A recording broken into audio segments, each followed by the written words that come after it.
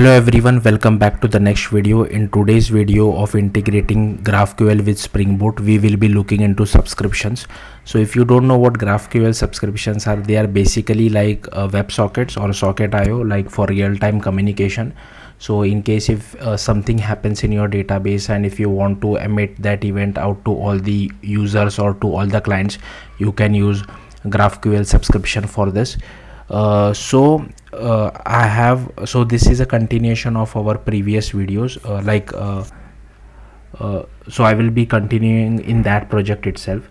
The first thing which I want to highlight is that if you go to the default GraphQL graphical interface which Spring Boot's provided, subscription does not work at least at the time of this recording. I will show you. So this is my subscription. If I run this, here you can see subscription error.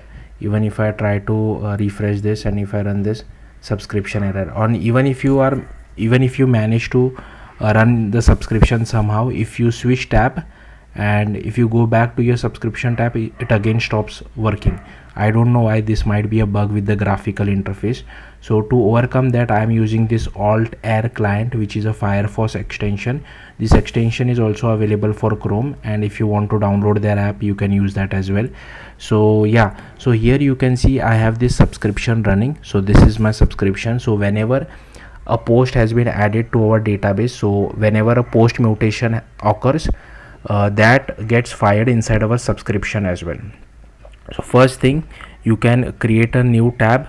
Again, here be careful with this URL. I am using localhost:8080/GraphQL.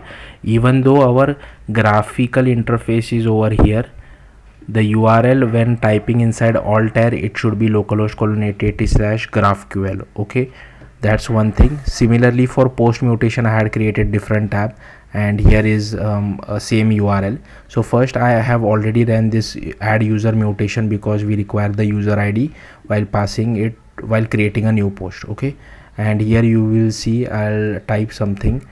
Okay, so before I click send, here you can see that I already have two mutations already been created inside my subscription. So two subscription already been fired for my mutation, and now here I will send another one. So I'll just click on send request, and if you go over here you can see nobody. Okay, I will just send one more. I don't know, GraphQL is awesome. Okay, I'll click on send, and here you can see GraphQL is awesome has been fired.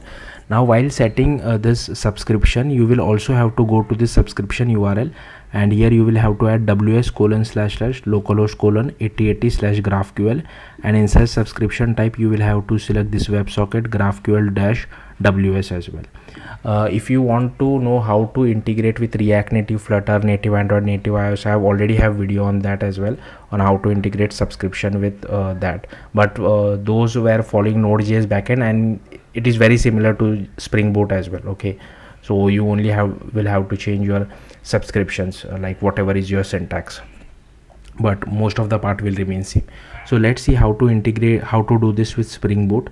So first, what you will have to do, you will have to go to pom.xml file. You will have to add two dependency. One is this Spring Boot starter WebSocket dependency, which you can find in this Maven repository, and at the time of the recording the version is 3.2.4, and second one is project reactor, so reactor-core, and version is 3.6.4 at the time of this recording. Just click on save. Once that is done, you will have to go to application.properties. You will also have to add this spring.graphql.websocket.path equal to /GraphQL. Okay, so that is important.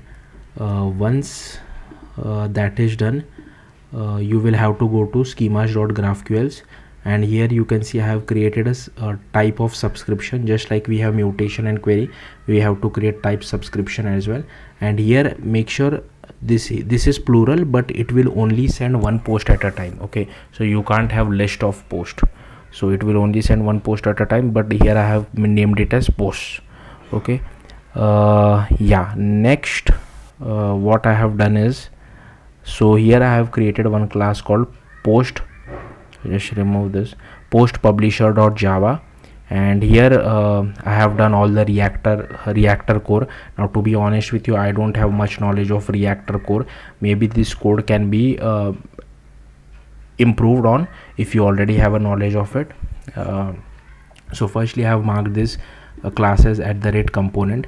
Then this I'm listening for each and every post that has been created, right? That's why I used sinks.many of post, and here I have created this array list, copy on write array list. I'm not really sure what is the difference between normal array list and copy on write.